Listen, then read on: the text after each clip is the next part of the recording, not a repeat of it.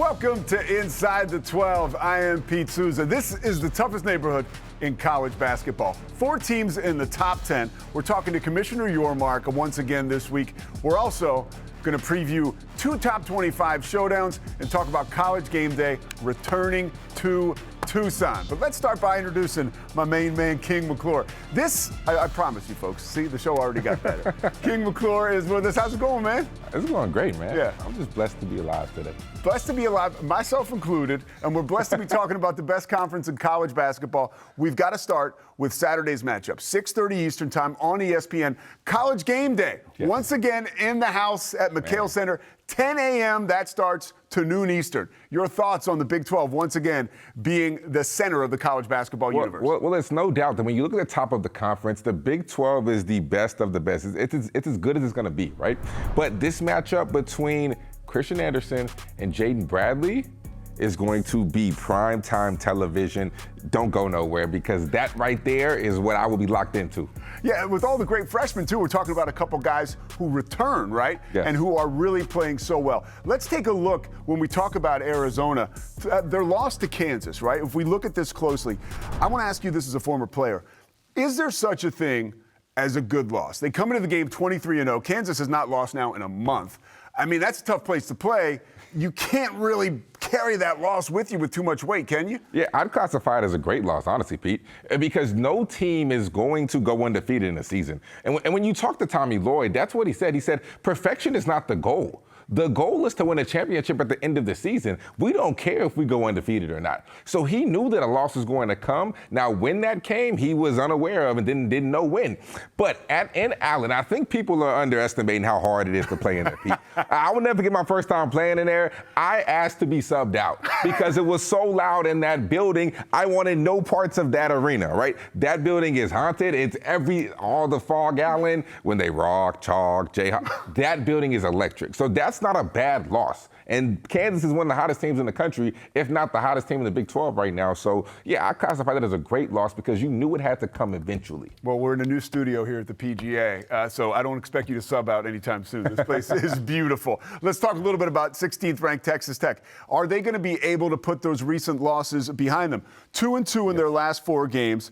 At West Virginia, that was a win. But, of course, we talk about Kansas. That was a loss. They also lost to UCF. Where is this team right now with Grant McCasland? Well, I think they're in a good spot, but I think this is a very unfortunate matchup for this Texas Tech team. What is the one area in which Texas Tech struggles with? Their front court depth. They do not have a lot. They have JT Toppin, they have Josiah Mosley, who they just got back. But outside of that, it's not great. And the one area in which Arizona will punish you if you are not ready is in that front court. When you look at Krivas, when you look at Awaka, when you look at what Koa Pete can do, those are massive human beings, especially with the way that their size and their stature and their height. They're bigger than any player that Texas Tech has in the front court.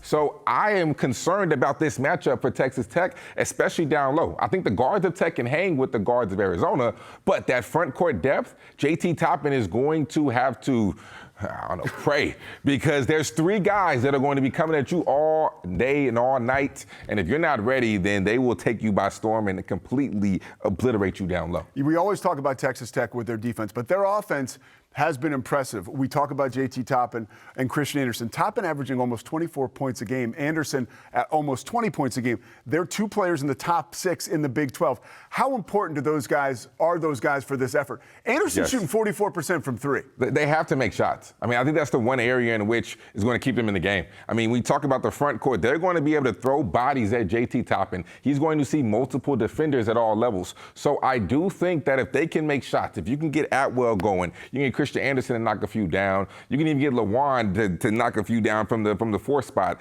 I think that's their way to win this game. They have to make shots. And we talk about really good environments. I was just at the McHale Center last weekend. That place is no joke. Right? That place is a tough environment to play in. Those fans are rowdy. They are loud. It's about 15,000 deep. That's going to be a hard place to get a win. But if they want to, they have to make shots. One guy who makes a lot of shots is Brett Yormark. When we come back, we're having a conversation with the commissioner about what's going on in the Big 12 because it is so great right now, the best conference in college basketball. We will hear from Brett Yormark ahead. We've got another huge weekend coming up in the Big 12. You are watching Inside the 12.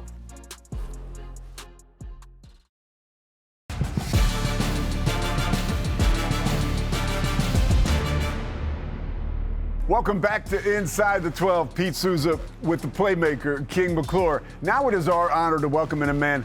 He's run NBA boardrooms. He's built brands with Jay-Z. You haven't even done that. Pete, let's also not forget, he is the best-dressed commissioner in all of college basketball. And he's also the commissioner of the best conference in college basketball. Brett Yormark, welcome in. Thank you so much for joining us.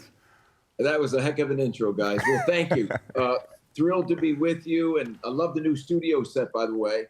Looks great, and listen, we're off to a great year when it comes to college basketball, so glad to be with you and talking hoops today. Well, let's talk numbers, too. Number one team in the country in Arizona, 4 teams ranked in the top 10, 6 teams total in the top 25. I don't think there's an argument anymore. This is the best conference in college basketball, and you're running the show. What have we done to elevate this conference, and how are you feeling as somebody who's at the tip of the spear? Well, first of all, the schools have invested in a big-time way. You know, when you think about their college basketball programs, both men's and women's for that matter. The top of this league is the best it's probably been in years. No question about it. And you said it. You know, we've got 4 in the top 10, 6 in the top 25. We lead all P4 conferences and how many teams we have ranked.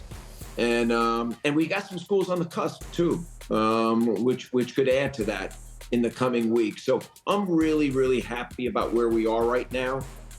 It's been a great run the last couple of weeks. Monday night, I was in Lawrence for what was a fantastic conference game.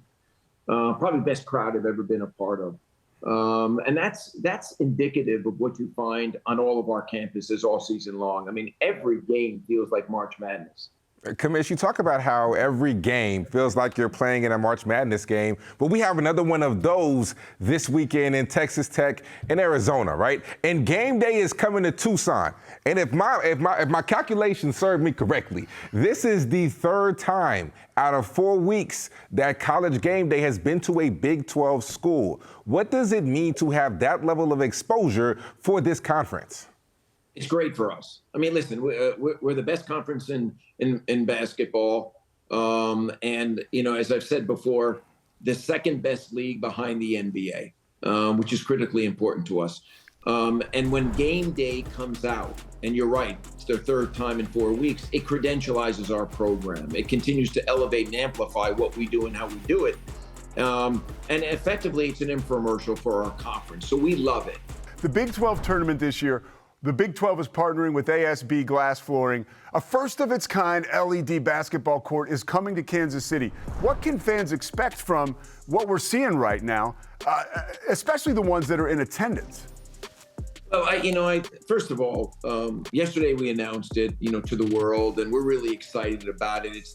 It's really the U.S. entry for ASB, which is the founder of these glass courts. They're really LED courts, although they've been referenced as glass courts. And we're excited to be the first because, in many respects, we like to be a first mover in some of these innovative things that, we bring to the forefront and at least to collegiate athletics.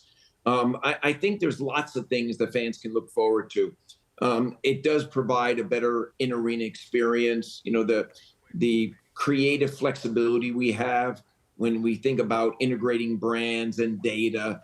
The sky's the limit, which we're really excited about. The feedback so far from the student athletes that have practiced on it, because, there's a sample court in Orlando. So when some of our men and women teams go to Orlando to play UCF, they have the ability to practice on it. And the feedback's been incredible. But for those schools that haven't practiced on it yet, we'll give them some additional practice time in advance of the tournament once they arrive in KC. So the student athletes, I hope, love it. And I think they will. The fans, I'm sure, are going to love it. And it just reaffirms who we are as a conference when you think about innovation and being a first mover. And I'm really excited about it.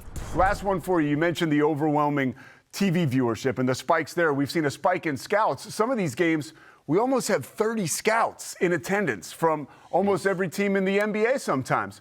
What can you speak to as far as these freshmen, A.J. DeBonsa, Darren Peterson, Kingston Flemings, what they're doing for the Big 12 to elevate the profile? Unbelievable. They've got huge following. I got to meet them all at media days, and they're not just great athletes.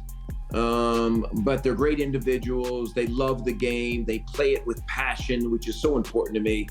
Not only do we have great freshmen, but we have a lot of returning players this year, seasoned players that have been in the conference for some time, that are really honing their skills and are playing at a very high level. So it's a great balance between players that have been here and are really finding their form, but also the injection of these incredible freshmen, their personalities, their love of the game. So it's really made for just a very compelling and entertaining season so far. Yeah, I think you're right. I think he is the best dressed commissioner. He's also got some great intel. Commissioner Yormark, we appreciate you spending the time with us today. Thank you, guys. I look forward to seeing you. It's going to be a great rest of the season. And listen, I'm feeling pretty good about winning a national championship. I don't know who it's going to be. Oh, but we got a lot of contenders in this league, and we've got a lot of, we got a lot of teams that can make that kind of run. So I'm really excited about it. We'll see you in Kansas City, and we'll see you in Indianapolis. The Commissioner, Awesome. Brett Yormark. Appreciate you. Appreciate it. And I mean, come on. It doesn't get any better. It does not get any better. The Commissioner really is the best. Yeah, he's the best. He's so transparent, so cool. We appreciate the time. All right, how about this? You know what else is cool? We mentioned the Final Four. This feels like a Final Four schedule coming up this weekend. The Big 12 never sleeps. As we go to break, we want to give you a look at this weekend's men's basketball schedule. When we come back, King and I will discuss Kansas and Iowa State all going down this weekend. It is time for our game-breaking plays brought to you by Hell of a Good Dip. Game on, dip in with Hell of a Good. Let's start in Waco. BYU Baylor. 22 NBA scouts in attendance to see stuff like this from A.J. Debonsa. Look at that, like a human pretzel, man. Spinning his way to 2. And Keanu Dawes on a pick and pop taking flight in Salt Lake City. He's posterizing one of the best bigs in the Big 12. And how about this play? A game winner, Jade Masagayo, a last-second bucket, and she's fouled. About to nail the free throw. There you see it. Huge upset over TCU for Colorado. Yeah, we all saw this. Melvin Council on a pick and roll. What do? You lob it up to Big Flory, and he's going to catch it and throw it down. You know what that is? That's a Badunga bang. All right, hell of a good dip. Thanks for the game-breaking plays. Pete Souza with King McClure. We've got some Can I hear it one more time?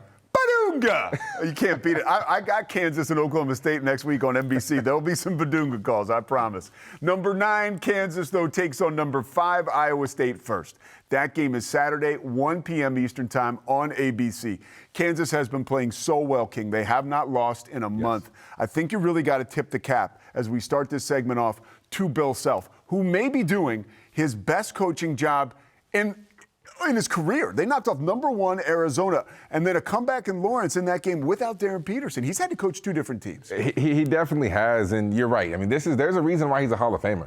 There's a reason why when you talk about Bill Self, you put him up there with the greatest coaches to ever coach in college basketball. And right now, he is showing us why. What he is able to do, the way that he is able to get those guys to be locked in despite all the external factors, despite what the media is saying about Darren Peterson, despite how everybody talked about earlier on in the season, this Kansas team wasn't good and Bill Self missed with his recruits. Well, over time, they continue to get better. They put their head down, they work, they grind, and the confidence is starting to come out of guys like Council, like Badunga, like Trey Wright, El Marco Jackson, the guy who everybody wrote off. This Kansas team is a top 5 team in the country, and they have a legitimate chance to make a deep tournament run. I think you mentioned Melvin Council. When you look at the fact he's playing better at Kansas than he did at St. Bonaventure, that speaks volumes about his coach and the way that he has evolved as a player in his time already at Lawrence. Let's start now our Inside the Game, brought to us by New Era. Watching Kansas play Arizona, it is clear that Flory Badunga has unlocked something with the Jayhawks. I'm not saying it again, by the way. I'm not saying his name again. I definitely was going to ask you to say it, but when you watch Flory Badunga, you're watching a guy who in a few years is going to make a lot of money in the NBA. And let me show you why. Run the play. because what he does on the defensive side is so special, right? He turns the ball over. Don't let one mistake lead to two. He gets back. Look at this effort. He has the chase down block after making the turnover. That is what you want to see out of your big. And watch this. Game on the line, sits down on the perimeter. I can stay in front. Not only can I stay in front, I can get the block. But where he's grown the most, right? We always knew he was a great defender. But where he has grown the most is what he does on the offensive side, especially when the ball goes up. He has this relentless pursuit to be able to get every offensive rebound that's in his vicinity. And he's athletic enough to just put you on posters. Look at this. That's a 7'2" Krivas against the 6'9" Badunga, but it doesn't matter. The patience, the footwork, the ability to be able to score over bigger defenders, and everybody knows he's getting to that left hand, but nobody's going to stop it. And you mentioned the defense, being able to sit on the perimeter and catch up. 2.8 blocks per game, yes. Second in the country, and shooting 69% from the floor. Third in the NCAA. We turn the page now to Iowa State, ranked 5th in the country. Their loss at TCU in the middle of the week, that was snapping a 5-game winning streak. What do you see for TJ Otzelberger's team right now heading into this matchup? Well, we have to give credit to TCU and Jamie Dixon. I mean, when you look at their front court in Punch and Xavier Edmonds, this is arguably the most underrated front court in all of the Big 12, and they did give Iowa State some problems. But no doubt, this is an Iowa State team that is extremely focused. They're locked in. They're led by veterans. They understand the grind of the Big 12. They understand that you're playing against great teams night in, night out, and sometimes you're just going to have a game like this where you're going to go on the road and you're going to get beat by a team that you probably shouldn't get beat by, right? But the good thing is in this league is that you have multiple opportunities to get it back. Yeah. So now you have Arizona on your schedule. Now you have Kansas on your schedule. Now you have Houston, right? You can get it back in multiple ways that people are going to forget about this one loss. So I'm not worried about this Iowa State team. Well, you hit it hard. Let's talk about their final games. Their last 7 games: number 9 Kansas, number 3 Houston, number 22 BYU, number 16 Texas Tech, and number 7 Arizona. That is very tough. You finish it up with Arizona State, but they have chances to get it back, but those are tough games, man. It's going to be tough, but that is what TJ Otzelberger prides him and his team on. Yeah. Toughness, right? Toughest team always wins. I don't know if it's the Texas Tech motto, but that's also TJ Otzelberger's motto, without him saying it publicly or not. That's what he always thinks. We are going to be the toughest team, and we're going to understand how to bounce back when things get hard, and I fully expect them to bounce back because remember, they got smacked in Allen. Yes. That was an embarrassment. Best believe these guys are locked in. They're going to be focused, and they are going to be ready. Yeah, they love their coach, too. They love playing for TJ Otzelberger. We'll step aside. We're going to come back. We love talking to Rachel Galligan. She is on deck. We dive into women's hoops with the Big 12's college basketball analyst, Rachel Galligan, when we come back, unpacking upsets and top performances. Inside the 12 is brought to you by Hell of a Good Dip. Game on, dip in with Hell of a Good. Welcome back to the studio, folks. The playmaker, King McClure. I'm Pete Souza. Right now it's time for some Hell of a Good analysis. Let's dip into a conversation with Rachel Galligan, our women's basketball analyst. She is no more delayed at the Lubbock airport. She is back at home, ready to rock and roll. Rachel, what's happening? Man, I'm just in this February grind. How are you guys? Grinding just like you. Grinding just like you. And we're so excited to talk to you about a little bit of Big 12 women's hoops. I got to start with Colorado. A huge win on Sunday, upsetting number 17 TCU at home, 80-79. It was a last-second bucket and a clutch free throw that did the job. The Buffs now 8-5 in Big 12 play with 5 games to go. What does this win mean for a program like Colorado? Well, I think this just further proves how tough J.R. Payne's squads really are, especially at home. They're 12-2 on the season at home. They've got 2 ranked wins under their belt, the other being Iowa State. It was a big win for their resume as they currently sit on the bubble. Jade Masagayo, as you said, hit that huge and one in the final seconds to seal the game. It was a really balanced offensive night for the Buffs, who finished with 4 players in double figures. They also earned a win over Houston on Wednesday. So like you said, 5 games remain, including ranked Texas Tech. If they can string together 3 or 4 more wins, I'd say that bubble's looking pretty good. You talk about a team stringing together some wins. This Kansas State team is pretty hot. I mean, they beat Oklahoma State on Tuesday by 9. They've won their last 3 out of 4 games. Who or what has been the difference for this Wildcat team? Well, they have 2 top 20 wins this season against number 13 Ole Miss, number 17 Texas Tech. Like you said, that really big win over Oklahoma State, who was at one point ranked and receiving votes. I think it's really important to remember the inconsistencies with Kansas State this season were sort of expected. You've got an entirely new roster that was completely overhauled from last year's Sweet 16 team. A lot of first-year players, including Nastia Claessens, who's played really well right now. She's averaging 21.5 points per game in their last 2 games. Gina Garcia is creating at a really high level, and they finally got Tess Heel back into the rotation. So I do think it's totally reasonable that they were going to be highs and lows this season, but come February, I am not surprised to see Jeff Mitty's squad playing a little bit more consistently. Yeah, they're playing awfully well and playing with consistency. One team that is just like a meteor, right? Arizona State, getting their 20th win of the season, beating Utah 71-61. That was on Wednesday. You look back to where this team was last season, only 10 total wins. How impressive is this turnaround when you give it some context? Well, earning them their 20th win of the season the other night over Utah. This is the first 20-win season for the program since 2019-2020. Gabby Elliott continues to play great. She had 19 points. Bracken's had 14 and 6 assists. As ASU now has 7 Quad 2 wins on their resume. And I mean, we keep talking about it, but head coach Molly Miller has been fantastic. She has now tied the program record for 20 wins for a first-year head coach in program history, and they are currently tied for the best win improvement in all of Division I from a season ago until now. She has been absolutely phenomenal. But what else is phenomenal is the games or the slate that is coming up this weekend, all right? We know the men's is loaded, but give us your games to watch this weekend. Well, first one on Saturday, Texas Tech at Oklahoma State. This is a really big one in Stillwater. Oklahoma State, they really need this bounce back win following that loss to Kansas State on Tuesday. They're very good at home at 13-1, and Texas Tech obviously ranked. They're battling for first place in the standings. That's a must-win matchup for both of those programs. And then West Virginia at TCU on Sunday. This is an FS1 game with huge implications down the stretch on who's going to win the regular season. Both ranked in the top 20, and these two are neck and neck in the standings. Under no circumstances can you miss that one. Rachel Galligan, by the way, don't take her into the paint. Don't. It's a bad idea. Rachel, we will see you next week. Thank you so much for your time, intel, and inspiration. Let's go. I can't wait for this weekend. Appreciate it. Thank you, guys. All right, we say goodbye to Rachel Galligan. We also say goodbye to everybody at home. Thank you so much. Brand new studio. Here you go, man. You've been working hard. We're at the PGA. We got some hardware. You're the broadcaster of the week. King McClure.